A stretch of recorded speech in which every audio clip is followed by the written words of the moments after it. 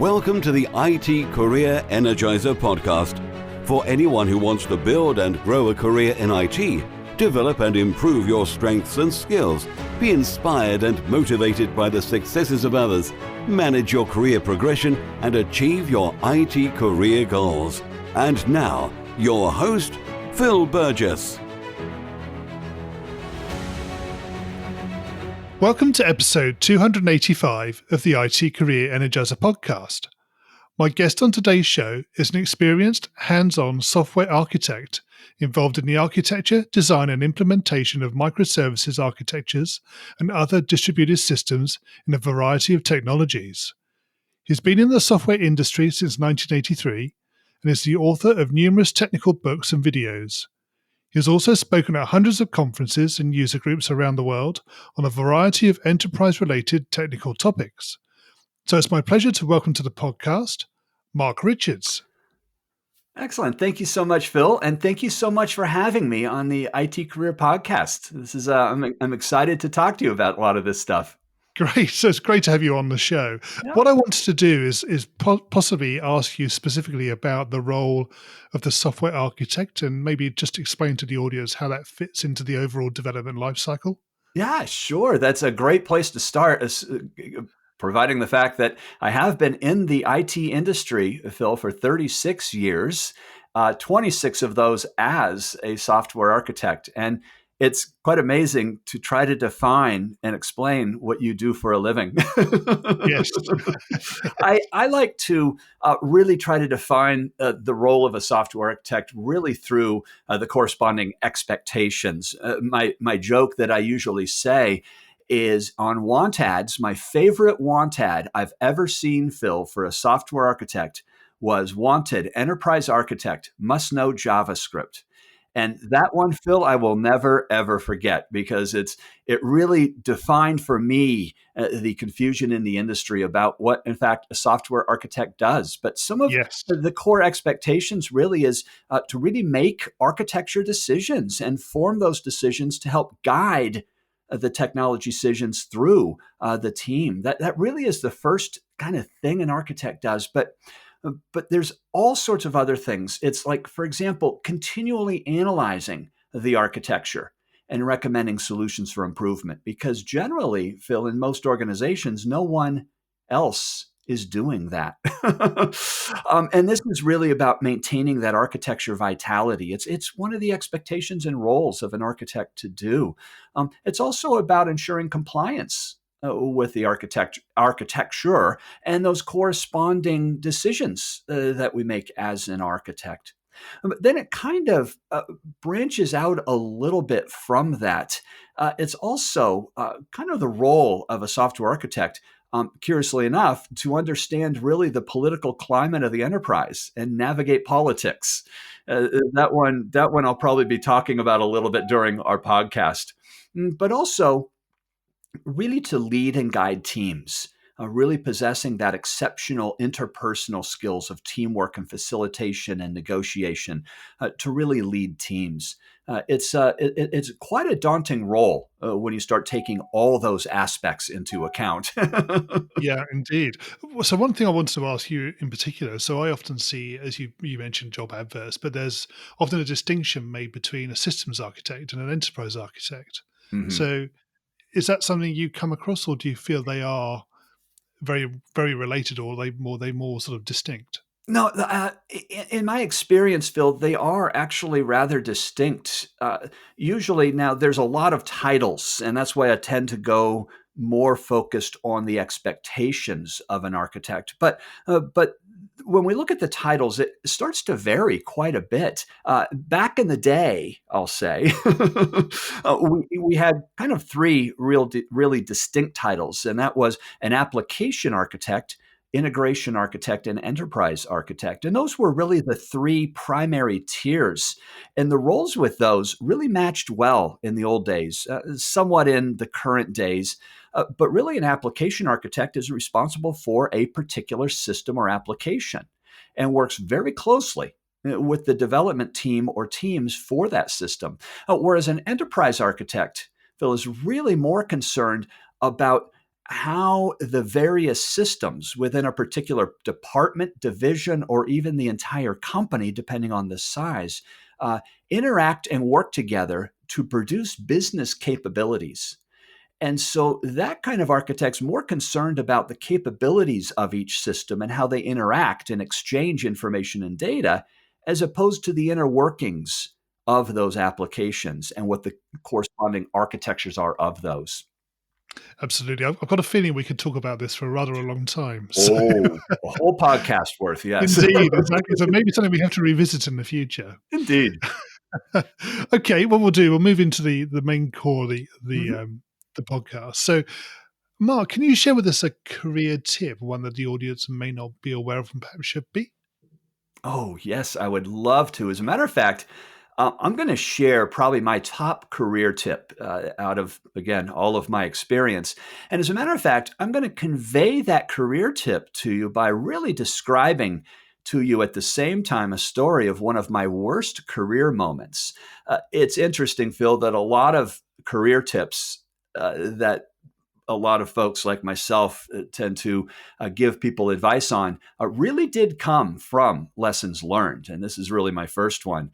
Uh, Back in the mid 90s, this tells you how far back this career tip goes, was my first job as an application architect. And I was on a very large and very complex Honeywell to IBM conversion. And this, again, is in the mid 90s. And it was a very complex job. Now, I had done a lot of programming prior to that. I felt full of myself and I was ready to take on this lead architect role. Well, the problem is, and I will cut to the quick on this story, is that project was completed on time and within budget. And as a matter of fact, as a result of kind of my very abrasive actions towards other team members, several people actually left the company as a result of me. And it wasn't one of my proudest moments. It's one that I reflect on continually. But it was probably my worst career moment that I've had. And that leads to my top career tip that I can give everybody advice for. And that is, my lesson learned was that soft skills matter. It matters whether you're a developer, especially as an architect, or really any role within IT, whatever career path you take in IT. The number one thing that I can give as a tip is remember those soft skills, the people skills, working with people. This, for me, Phil, was my career differentiator, which I'll probably end up talking about later. Okay. I've got to ask you, I mean, obviously you sort of understand that people left because of maybe your actions or how you engage with them or communicated with them. How did you find that out? Was that obvious to you at the time, or was that something that somebody told you? Oh, these people have decided they don't want to be here anymore. How did that Oh, work? yeah, fantastic question, because this really points to the crux of what the problem is in gaining some of these soft skills. Oh, I thought I did a great job, Phil.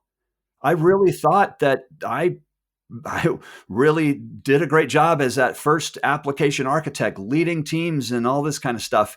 I did have a very close friend who was on that team, and he was the one who actually conveyed this information to me. He really helped me through my career. He was actually, I would say, my mentor in terms of gaining those soft skills and really learning the impact of not having those soft skills. And so we had a lot of conversations and a lot of collaboration together about what I could have done better, what I did wrong.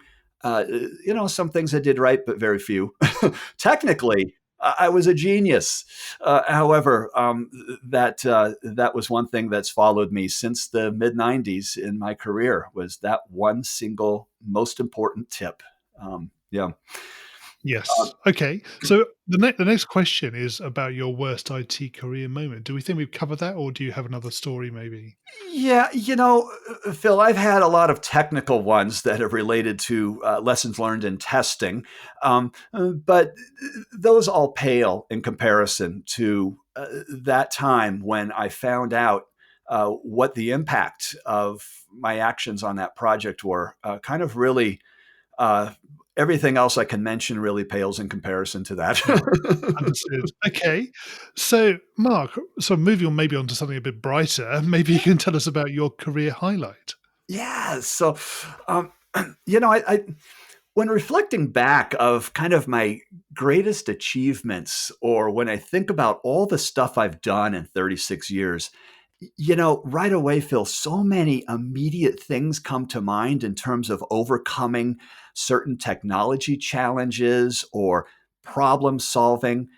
But I would have to tell you, my career highlights and my greatest achievement was actually not technically related in my IT career.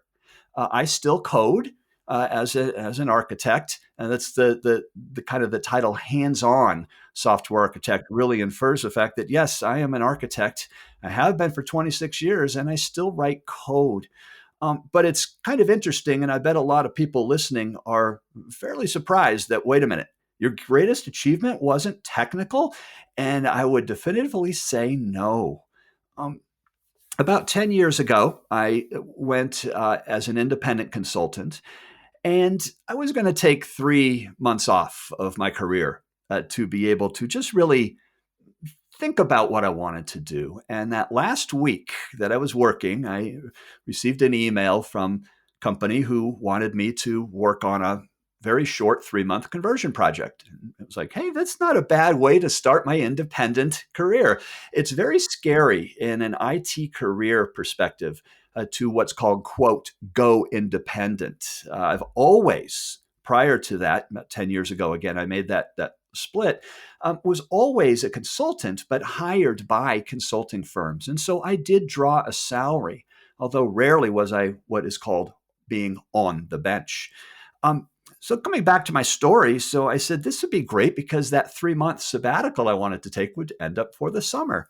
Well, it turns out that I was actually on that in that company on that various projects, but within that company for 6 years as an independent consultant, as an architect.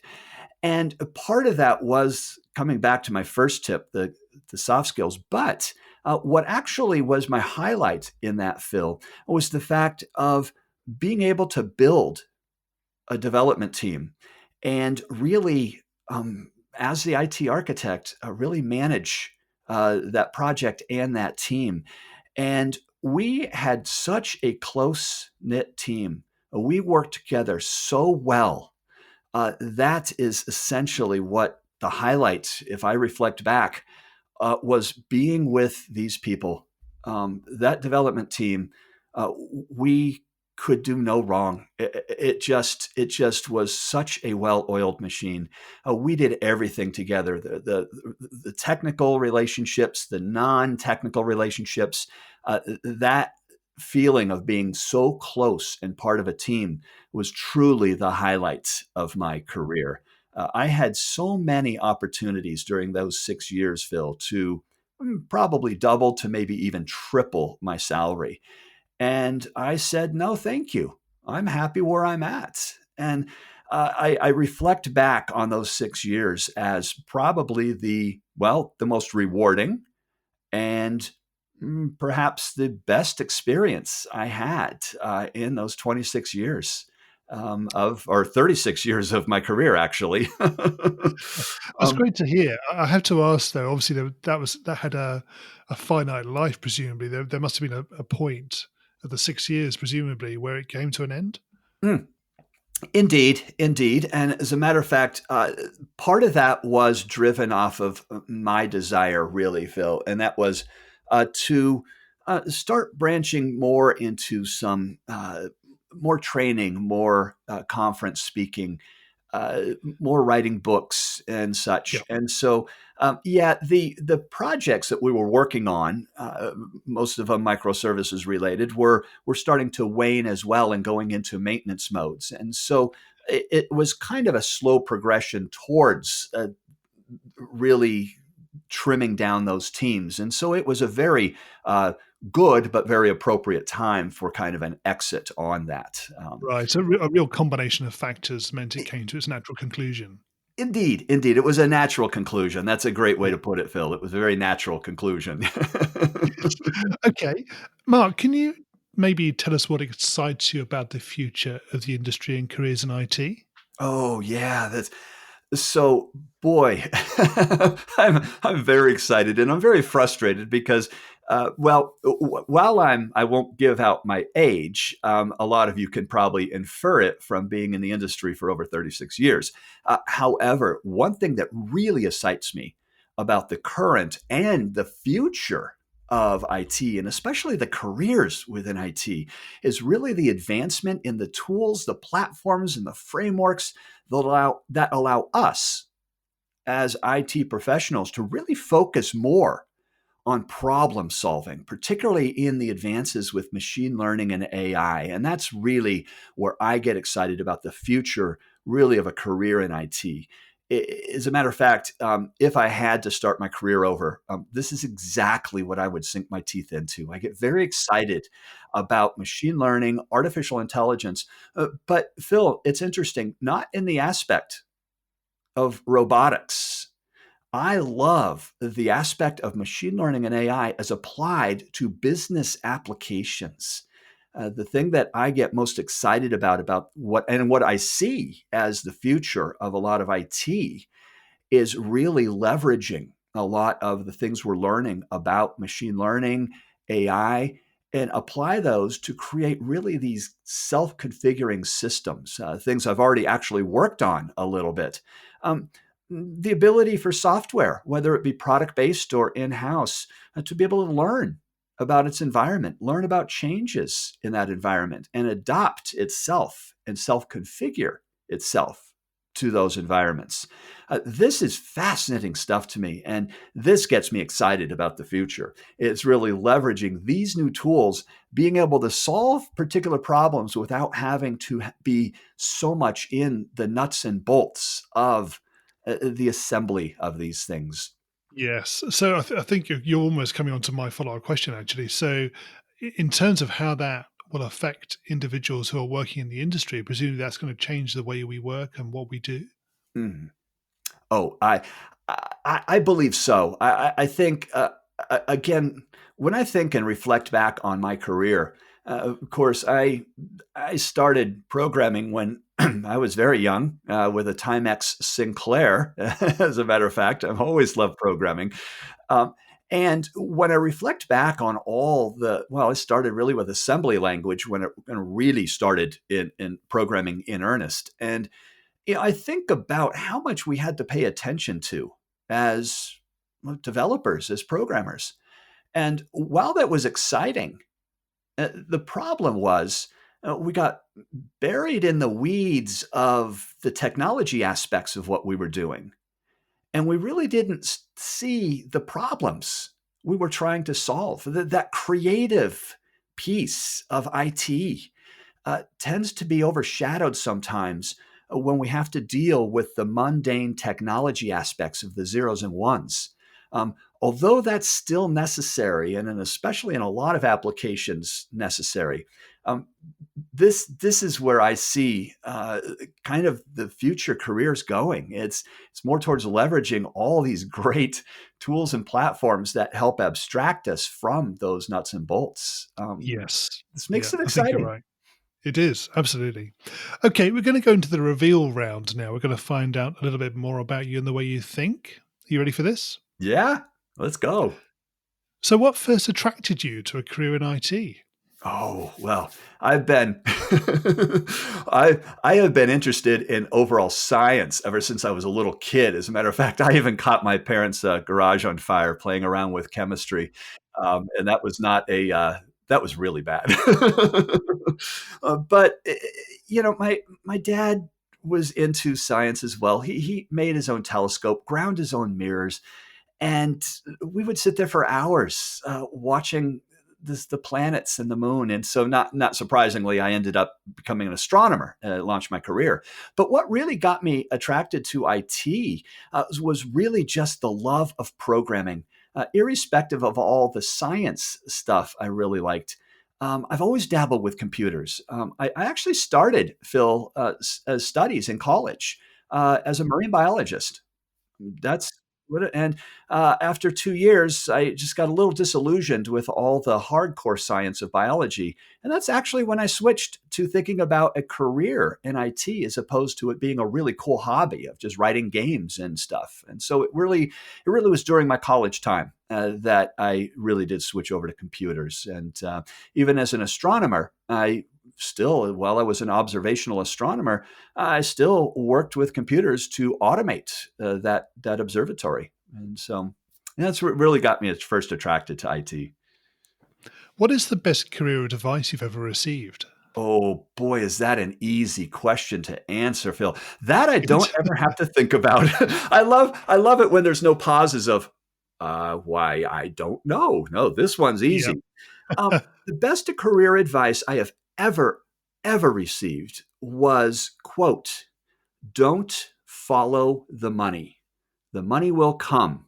I was started my IT career actually at a very large bank, and I had a mentor, and I got disillusioned at the bank and wanted a new job. And my colleague ended up getting a job for 26,000, and I was only making 20. And he found an opportunity for me that was only 18,000.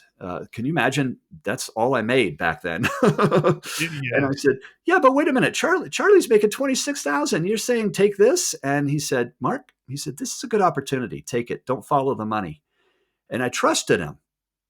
And that was the best advice I've ever received. Do you know, Phil, in 36 years of working in my career, I have never made a job change for money. There have been other factors, especially Yeah. kids.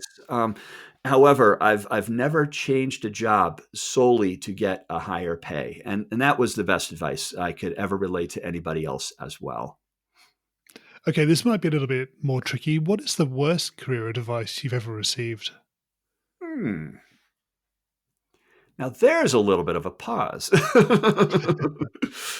Y- y- y- Phil, I'd have to say, and this is kind of interesting because it's going to be a double-edged sword. I received some advice in the mid 90s. And the advice was for my career, Mark, perception is reality. You got to focus on your perception. And this kind of led to the consultant's creed at the time. And this is going back into the mid late 90s. The consultant's creed was the perfect consultant was that consultant that arrived 5 minutes before your manager and left 5 minutes after your manager. And it was all about managing this perception. It had always bothered me, Phil, and I had analyzed that kind of advice and understood it, but realized that was probably not good advice. That was probably the worst advice I received because it really seemed to manage perception was really kind of faking it in a way. And there was a reality that existed. It may not have been seen. And that was the point of that advice. I mean, I would be pulling 16-hour days and no one would know. And that was fine, but I realized I need to know. I need to know that I'm doing the best I can in my job, irrespective of whether you see that or whether you perceive that or not. And so it really is an interesting double edged sword. So I encourage everybody listening to think about that advice, perception is reality, and how you've managed it in your career, because there is a balance there. It's kind Yes. of interesting. That's interesting. Yes, definitely. Okay. I mean, you partly answered the next question already, but if you were to begin your IT career again in today's world, what would you do? Well, my immediate answer would be, as opposed to sinking or swimming, I would definitely sink. I really, really feel for folks who are entering into the IT industry today. It is hard. It is much broader than what it was 36 years ago. However, to answer your question, and I kind of already did, I would drop everything and I would sink every bit of my effort into machine learning and AI. It's something that fascinates me, not only as a science related person, but also just within IT. It's the future. It's something that at my waning years, Phil, I would be way behind the eight ball. And by the time I get ready to retire, that's when exciting things would be happening in this area. But that's where I would absolutely begin. I would just sink every bit of effort into really focusing on those kind of technologies. That's fun stuff. And what career objectives are you currently focusing on? Well, as I said, in my waning years of my career, Phil, what I've been trying to do is really focus more on training, whether it be public or private, speaking at conferences, doing these kind of contexts or podcasts. It's interesting. My focus now is really on spreading knowledge rather than being an individual contributor. I still do consulting gigs, but that's really starting to wane now. I feel it's harder for me to kind of keep up. And so my objectives really have switched over the past couple of years to really just finding out that spreading knowledge is really more valuable. It is definitely, yeah. Yep. And what's the number one non-technical skill that has helped you in your career so far? Hands down, Phil, I would have to say, especially as a software architect, negotiation skills. Yes. Yep. Negotiation skills, to me, in my humble opinion, are one of the most important skills an architect can have. And you might say, what? Why are you saying that, Mark? Well, here's the point. Almost every decision you make as an architect will be challenged by developers, other architects, even stakeholders, business stakeholders. And having those negotiation skills is typically one of the only ways of doing your job as a software architect. Yes, I think you're right. And one thing that I'm quite conscious of when it comes to things like that, and negotiation, where you've got multiple points of view and opinion, there's going to be a trade-off at some point. And to be able to Yes. negotiate and get people to accept what those trade-offs are is all part of that. Yeah, exactly. Okay, and what do you do to keep your own career energized? Hmm. Yeah, part of your prior question was, what does an architect do? And what is it being a software architect? And really, part of that is maintaining what is called a technical breadth. And that is that still maintaining some technical depth, in other words, deep knowledge about something, but to keep my career energized. Um, in this busy world, I do something, Phil, I like to call my 20-minute rule. And what I do every day is I devote 20 minutes at a minimum to my career. There's a lot of sources. I listen to podcasts, I read articles. For example, the ThoughtWorks technology radar is a really good example. InfoQ, the letter Q.com is one of my go-to sources. I love to see buzzwords that I haven't heard before and just look at them.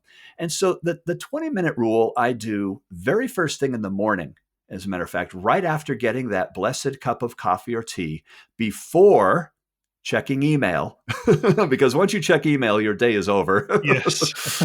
is really to just invest that 20 minutes just to learn. Yeah, that's And good. that's how I keep my career energized and maintain that technical breadth at the same time. And what do you do in your spare time away from technology?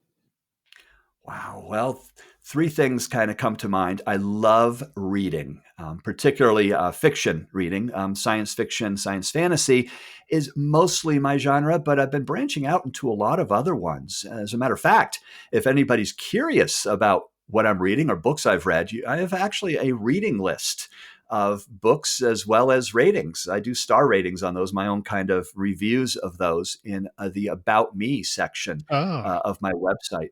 okay. Um, but also, I love home repairs and remodeling around my house. I love building and fixing things. And also, my favorite activity, which really is hiking. I love hiking. So that also keeps me energized in my life as well. Yes, I'm sure it must. Yes. Okay. And Mark, can you share a parting piece of career advice with the audience? Yeah, as a matter of fact, I can. This not only pertains to fellow software architects such as myself, but really all aspects of IT, whatever career path you're choosing. And that real parting word of advice would really be careful not to get caught up in the hype. Always analyze the trade-offs of anything that you see. This is one of the first laws of software architecture my friend Neil Ford and I coined, which everything in software architecture is a trade-off. Yeah. And that could be extrapolated to all other aspects of IT, not just software architecture. Too many times we jump on the bandwagon. And I think analyzing those trade-offs and seeing whether a solution is a good fit or not is probably the parting words of advice I can give to everybody in my experience. Yes. Yeah, that's good advice. Yep. And Mark, how can we find out more about you and connect with you? The single place you can go to is my website, which is developer2architect.com, and that's TO in the middle of. So think of that transition from developer to an architect. So developer2architect.com. There's an About Me section on there where you can learn about me. That's where my reading list is. You'll see that as you scroll to the bottom of the page. And also something that I do is give back, which is Software Architecture Monday. Every 2 weeks, I do a 10-minute free video on some aspect of software architecture. It's a way to kind of do that give back in terms of really that spreading of knowledge that I've been trying to do in my career now. So that's really the single place you can go to get all sorts of information, not only about myself, but also architecture in general. Mark, thank you so much for joining me on the podcast today. It's been great chatting with you. Oh, wonderful. And thank you so much for having me on the podcast, Phil. Hi, Phil here again. Now, if you thought about being a guest on the show yourself, or you have somebody in mind that might be a good guest, please do let me know. You can reach me on Twitter, where I'm at PhilTechCareer, or you can find me on LinkedIn, or you can even contact me through the website, which is itcareerenergizer.com. Thanks again for listening, and have a great week. Thanks for listening to the IT Career Energizer podcast. To find out more about building a successful career in IT, visit itcareerenergizer.com.